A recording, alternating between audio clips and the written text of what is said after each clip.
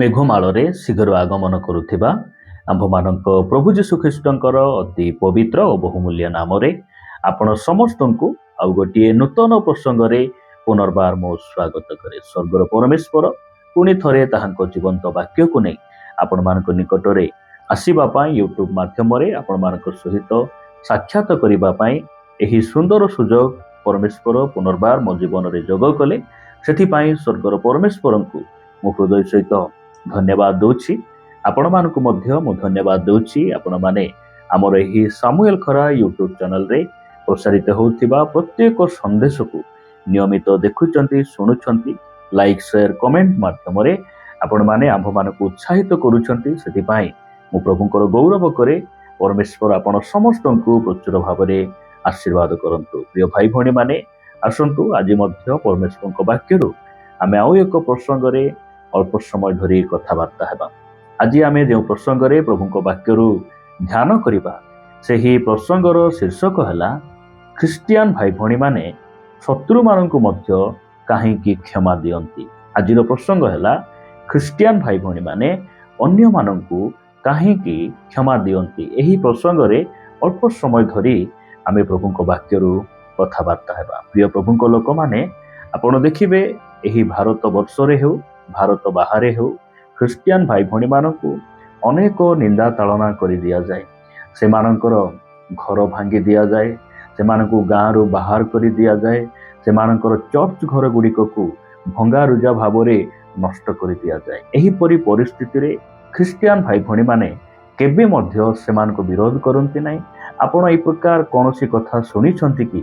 ଯେତେବେଳେ ଖ୍ରୀଷ୍ଟିଆନ ସମାଜରେ ଏହି ପ୍ରକାର ନିନ୍ଦା ତାଳନା ହୁଏ, କୌଣସି ଖ୍ରୀଷ୍ଟିଆନ ଭାଇ ଭଉଣୀମାନେ କାହାର ମନ୍ଦିର କେବେ ଭାଙ୍ଗିଛନ୍ତି, କାହାର ମସଜିଦ କେବେ ଭାଙ୍ଗିଛନ୍ତି? କେବେ ମଧ୍ୟ ସେମାନେ ଅନ୍ୟର ବିରୋଧ କରନ୍ତି ନାହିଁ।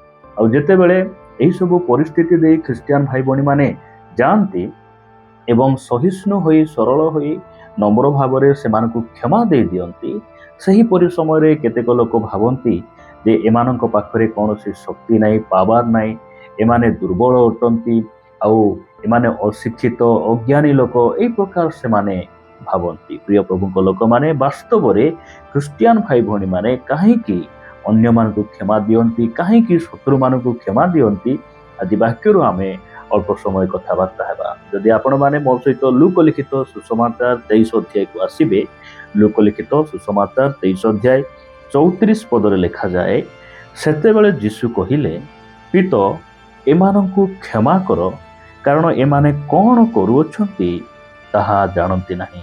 ଆଉ ସେମାନେ ତାହାଙ୍କ ବସ୍ତ୍ର ସବୁ ଭାଗ କରିବା ନିମନ୍ତେ ଗୁଲିବାଣ୍ଟ କଲେ। ପ୍ରିୟମାନେ, ଏହି ବାକ୍ୟ ଆମେ ଦେଖୁଛୁ ଯେ ପ୍ରଭୁ ଯୀଶୁ ଖ୍ରୀଷ୍ଟ କହୁଛନ୍ତି ସେତେବେଳେ, କେତେବେଳେ?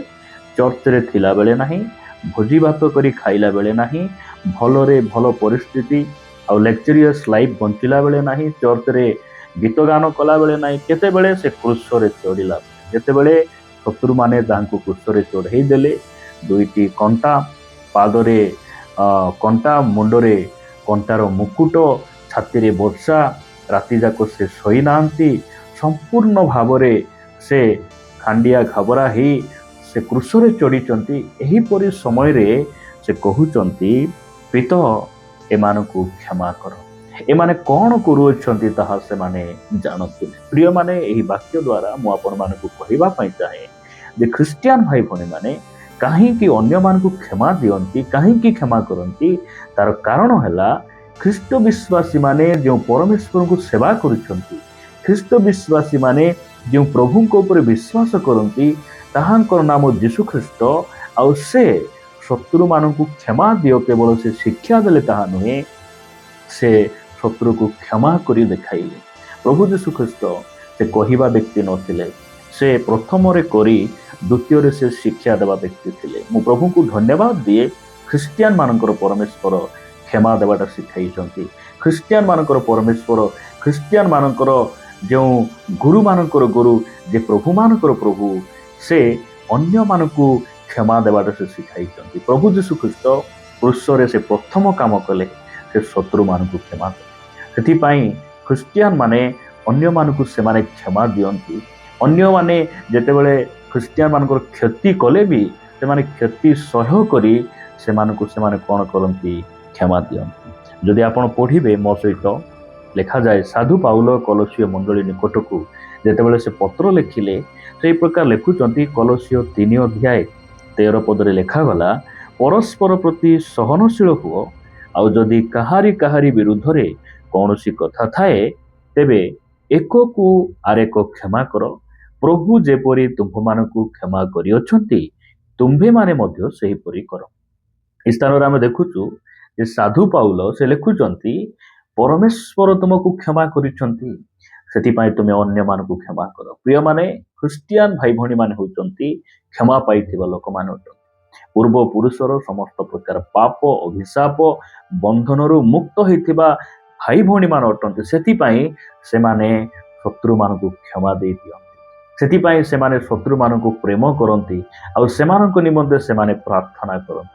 ପରମେଶ୍ୱର ଆମମାନଙ୍କୁ ଅନୁଗ୍ରହ କରନ୍ତୁ। ଯେଉଁ ଖ୍ରୀଷ୍ଟିଆନ ଭାଇ ଭଉଣୀ ମାନେ ମୋତେ ଶୁଣୁଛନ୍ତି ମୁଁ ଆପଣଙ୍କୁ କହିବା ପାଇଁ ଚାହେଁ ଆପଣ ଶତ୍ରୁକୁ କ୍ଷମା ଦେଇଛନ୍ତି କି? ଆପଣ ଶତ୍ରୁ ନିମନ୍ତେ ପ୍ରାର୍ଥନା କରୁଛନ୍ତି କି? ଆଜି ଆପଣ ଖ୍ରୀଷ୍ଟିଆନ ସମାଜରେ ଦେଖିବେ ଶାଶୁର ବୋହୂ ସହିତ ପଡୁନାହିଁ, ବୋହୂର ଶାଶୁ ସହିତ ପଡୁନାହିଁ ଏବଂ ପରିବାର ମଧ୍ୟରେ ମନମାଳିନତା ଗଣ୍ଡଗୋଳ ଆଜି ହିଂସା କପଟ ରହିଛି। ମାତ୍ର ସେମାନେ ଆରାଧନା କରୁଛନ୍ତି, ଗୀତ ଗାଉଛନ୍ତି, ଚର୍ଚ୍ଚ ଯାଉଛନ୍ତି, ଦାନ ଦେଉଛନ୍ତି। ପ୍ରିୟମାନେ ପରସ୍ପର ମନମାଳିନ ହୋଇ ପରସ୍ପରକୁ କ୍ଷମା ନ ଦେଇ ଆମେ ଚର୍ଚ୍ଚ ଯାଇପାରିବା, ପ୍ରଚାର କରିପାରିବା, ଗୀତ ଗାନ କରିପାରିବା, ଦାନ ଦେଇପାରିବା। ମାତ୍ର ଅନ୍ୟକୁ କ୍ଷମା ନ ଦେଇ ଆମେ କେବେ କ୍ଷମା ପାଇପାରିବା ନାହିଁ, ଆମେ କେବେ ଉଦ୍ଧାର ପାଇପାରିବା ନାହିଁ। ଅନ୍ୟ ସହିତ ମନମାଳିନ ହୋଇ ଅନ୍ୟ ସହିତ କଟୁଭାବ ରଖି ଆମେ ସ୍ୱର୍ଗକୁ ଯାଇପାରିବା ନାହିଁ। ଆରାଧନା ଯାଇ ହେବ, ଗିର୍ଜା ଯାଇ ହେବ, ଚର୍ଚ୍ଚକୁ ଯାଇ ହେବ, ସବୁ କରିହେବ କିନ୍ତୁ ସ୍ୱର୍ଗକୁ ଯିବା ଅସମ୍ଭବ ଅଟେ। ପ୍ରିୟମାନେ ଯୀଶୁଖ୍ରୀଷ୍ଟ ଏଥିପାଇଁ ସେ ପୃଥିବୀ ପୃଷ୍ଠକୁ ଆସିଲେ ଆମେ ତାହାଙ୍କ ପରି ହେବା, ତାହାଙ୍କ ପଦଚ୍ଛିନ୍ନ ଦେଇ ଆମେ ଗମନ କରିବା। ଆମମାନଙ୍କ ପରମେଶ୍ୱର କ୍ଷମା ଦେବା ପରମେଶ୍ୱର, ଆମର ପରମେଶ୍ୱର ଦୟା ଦେଖାଇବା ପରମେଶ୍ୱର ଆଉ ସେ ଆମମାନଙ୍କର ଆଦର୍ଶ ଅଟନ୍ତି। ସେଥିପାଇଁ ଆଜି ଖ୍ରୀଷ୍ଟିଆନ ସମାଜର ଭାଇ ଭଉଣୀ ମାନେ ସେମାନେ କ'ଣ କରନ୍ତି? ଶତ୍ରୁମାନଙ୍କୁ ମଧ୍ୟ ସେମାନେ କ୍ଷମା କରିଦିଅନ୍ତି। ଯଦି ଆପଣ ପଢ଼ିବେ ରୋମିଓ ପୁସ୍ତକ 12 ଅଧ୍ୟାୟ 14 ଲେଖାଗଲା ଯେଉଁମାନେ ତୁମ୍ଭମାନଙ୍କୁ ତାଳନା କରନ୍ତି ସେମାନଙ୍କୁ ଆଶୀର୍ବାଦ କର ଅଭିଶାପ ଦିଅ ନାହିଁ। କାରଣ ଆମେ କାହାର ପ୍ରତିଶୋଧ ନେବା ଆମ ଅଧିକାର ନାହିଁ। ପରମେଶ୍ୱର ସେ ପ୍ରତିଶୋଧ ସେ ନିଅନ୍ତି କାରଣ ସେ ପ୍ରତିଫଳ ଦେବେ। ଆମ ପାଖରେ କୌଣସି ମନୁଷ୍ୟର ପ୍ରତିଶୋଧ ନେବା ନିମନ୍ତେ ପରମେଶ୍ୱର ଆମକୁ ଶିଖାଇ ନାହାନ୍ତି। ସେ ବରଂ ଶତ୍ରୁମାନଙ୍କୁ ଆଶୀର୍ବାଦ କରିବା ପାଇଁ, ଶତ୍ରୁମାନେ କ୍ଷୁଧିତ ହେଲେ ସେମାନଙ୍କୁ ଭୋଜନ କରାଇବା ପାଇଁ, ସେମାନଙ୍କ ନିମନ୍ତେ ପ୍ରାର୍ଥନା କରିବା ପାଇଁ ପରମେଶ୍ୱର ତାହାଙ୍କର ଲିଖିତ ବାକ୍ୟରେ ସେ ଆମକୁ ଶିକ୍ଷା ଦେଇଛନ୍ତି। ଯଦି ଆପଣ ପଢ଼ିବେ ସେଥିପାଇଁ ଆମେ ଅନ୍ୟମାନଙ୍କୁ କ'ଣ କରୁ? କ୍ଷମା କରୁ।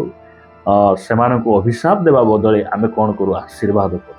କାରଣ ଆମର ପରମେଶ୍ୱର ଆଶୀର୍ବାଦ କରିବାଟା ଆମକୁ ଶିଖାଇଛନ୍ତି। ଯଦି ଆପଣ ପଢ଼ିବେ ମାଥିଉ ଲିଖିତ ସୁସମାଚାର 6 ଅଧ୍ୟାୟ 14 ଆଉ 15 ଲେଖାଗଲା କାରଣ ଯେବେ ଲୋକମାନଙ୍କର ଅପରାଧ ସବୁ କ୍ଷମା କର ତେବେ ତୁମ୍ଭମାନଙ୍କ ସ୍ୱର୍ଗସ୍ଥ ପିତା ମଧ୍ୟ ତୁମ୍ଭମାନଙ୍କୁ କ୍ଷମା କରିବେ। କିନ୍ତୁ ଯେବେ ଲୋକମାନଙ୍କୁ କ୍ଷମା ନ କର ତେବେ ତୁମ୍ଭମାନଙ୍କ ପିତା ମଧ୍ୟ ତୁମ୍ଭମାନଙ୍କ ଅପରାଧ ସବୁ କ୍ଷମା କରିବେ ନାହିଁ। ପ୍ରିୟମାନେ ଏହି ବାକ୍ୟକୁ ଆମେ ବିଶ୍ୱାସ କରୁ, ଏହି ବାକ୍ୟକୁ ଆମେ ଭୟ କରୁ। ସେଥିପାଇଁ ଆମେ ଅନ୍ୟମାନଙ୍କୁ କ୍ଷମା ଦେଉ। ଖ୍ରୀଷ୍ଟିଆନ ଭାଇ ଭଉଣୀ ମାନେ ଏହି ବାକ୍ୟକୁ ସେମାନେ ଭଲରେ ଜାଣନ୍ତି। ସେଥିପାଇଁ ସେମାନେ କ'ଣ କରନ୍ତି? ଶତ୍ରୁମାନଙ୍କୁ କ୍ଷମା ଦିଅନ୍ତି। ଯଦି ଆମେ ଅନ୍ୟକୁ କ୍ଷମା ଦେବା ନାହିଁ ତାହେଲେ ଆମକୁ ପରମେଶ୍ୱର କ୍ଷମା କରିବେ ନାହିଁ। ଯଦି ଆମେ ଅନ୍ୟକୁ କ୍ଷମା ଦେବା ତାହେଲେ ଆମକୁ ମଧ୍ୟ ଆମର ପରମେଶ୍ୱର କ୍ଷମା କରିବେ। ପ୍ରଭୁଙ୍କର ଗୌରବ ହଉ। ଆଜି ଖ୍ରୀଷ୍ଟିଆନ ସମାଜ ଗୋଟେ ଶାନ୍ତିପ୍ରିୟ ସମାଜ ଅଟେ। ସେଥିପାଇଁ ଆମେ ପାରୁ ପର୍ଯ୍ୟନ୍ତ ଚେଷ୍ଟା କରୁଛୁ ଯେଉଁମାନେ ଆମର ଚର୍ଚ୍ଚ ଭାଙ୍ଗୁଛନ୍ତି, ଯେଉଁମାନେ ଆମର ଘରକୁ ଭାଙ୍ଗୁଛନ୍ତି, ସମାଜରୁ ଆମକୁ ବାହାର କରୁଛନ୍ତି ସେମାନଙ୍କୁ ଆମେ କ୍ଷମା ଦେଇ ଆମେ ସେମାନଙ୍କ ଲାଗି ପ୍ରାର୍ଥନା କରୁଛୁ। କାହିଁକି ପ୍ରାର୍ଥନା କରୁଛୁ? ଯେ ଆମର ପରମେଶ୍ୱର କ୍ଷମା ଦେବା ପରମେଶ୍ୱର, ଆମର ପରମେଶ୍ୱର ଶାନ୍ତିକୁ ଆଣିବା ପରମେଶ୍ୱର, ଆମର ପରମେଶ୍ୱର ଆମକୁ ଗଠନ କରିବା ପରମେଶ୍ୱର, ଆମର ପରିବାରକୁ ସଜାଡ଼ିବା ପରମେଶ୍ୱର, ଆଉ ପାପରୁ ମନ୍ଦରୁ ଦୁଷ୍ଟତାରୁ ଅଭିଳାଷରୁ ଅଭିଶାପରୁ ଆମକୁ ମୁକ୍ତ କରିବା ପରମେଶ୍ୱର। ସେଥିପାଇଁ ଆମେ କ'ଣ କରୁ? ଆମେ ଅନ୍ୟକୁ କ୍ଷମା କରୁ। ଆମକୁ ସେ କ୍ଷମା କରିଛନ୍ତି ସେଥିପାଇଁ ଅନ୍ୟକୁ ଆମେ କ୍ଷମା ଦେଇଦେଉ। ଆମକୁ ସେ ଉଦ୍ଧାର କରିଛନ୍ତି ସେଥିପାଇଁ ଆମେ ଲୋକଙ୍କ ପ୍ରତି ଆମେ କୋମଳ ଭାବ ଦେଖାଉ, ଅନ୍ୟମାନଙ୍କୁ ଆମେ ଆଶୀର୍ବାଦ କରୁ, ବରଂ ସେମାନଙ୍କୁ ଅଭିଶାପ ଆମେ ଦେଇନଥାଉ। ପରମେଶ୍ୱର ଏହି ବାକ୍ୟ ଦ୍ୱାରା ଆମ ସମସ୍ତଙ୍କୁ ପ୍ରଚୁର ଭାବରେ ଆଶୀର୍ବାଦ କରନ୍ତୁ। ଆସନ୍ତୁ ଆମେ ପ୍ରଭୁଙ୍କୁ ପଦେ ଧନ୍ୟବାଦ ଦେବା। ସ୍ୱର୍ଗୀୟ ପିତା, ଆମେ ତୁମକୁ ଧନ୍ୟବାଦ ଦେଉଛୁ, ଗୌରବ କରୁଛୁ। ପ୍ରଭୁ ତୁମେ ମହାନ ଅଟ, ତୁମେ କ୍ଷମାମୟ, ତୁମେ ଦୟାମୟ। ପିତା, ଯେତେବେଳେ ତୁମେ ଶତ୍ରୁ ହସ୍ତରେ ସମର୍ପିତ ହେଲ, କ୍ରୁଶରେ ଶତ୍ରୁମାନେ ତୁମକୁ ଚଢ଼େଇଲେ, ବାପା ତୁମର କୌଣସି ପାପ କୌଣସି ଦୋଷ ନଥିଲା, ତୁମେ ଆମ ଲାଗି ପାପୀମାନଙ୍କ ମଧ୍ୟରେ ଗଣାଗଲ। ଆଉ ପ୍ରଭୁ ତିନୋଟି କଣ୍ଟାରେ ଝୁଲିବା ସମୟରେ ମୁଣ୍ଡରେ କଣ୍ଟାର ମୁକୁଟ, ଦେହରେ ବର୍ଚ୍ଛା ରକ୍ତାକ୍ତ ଅବସ୍ଥାରେ ପ୍ରଭୁ ତୁମେ ଶତ୍ରୁମାନଙ୍କୁ କ୍ଷମା କଲ। ଆଉ ପ୍ରଭୁ ତୁମେ କହିଲ ମୋର ଅନୁଗମନ କର, ତୁମେ ମାନେ ମୋର ପଦଚିହ୍ନ ଦେଇ ଗମନ କର, ତୁମେ ଆମର ଆଦର୍ଶ ଅଟ। ବାପା ଆମକୁ କ୍ଷମା କରିଛ, ସେଥିପାଇଁ ଅନ୍ୟମାନଙ୍କୁ ଆମେ କ୍ଷମା ଦେଇ ପ୍ରଭୁ ଆମେ ବରଂ ତୁମ ଉପରେ ଆମେ ଭରସା ରଖୁଛୁ। ଦୟାକର ଆମେ ଅନ୍ୟକୁ କ୍ଷମା ଦେବା ଲୋକ ହେବୁ।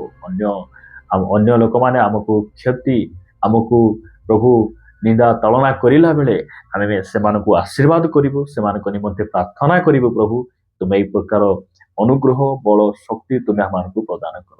ପ୍ରାର୍ଥନା ପ୍ରିୟ ପ୍ରଭୁ ଯୀଶୁଙ୍କ ନାମରେ ମାଗୁଛୁ, ଆମେନ୍।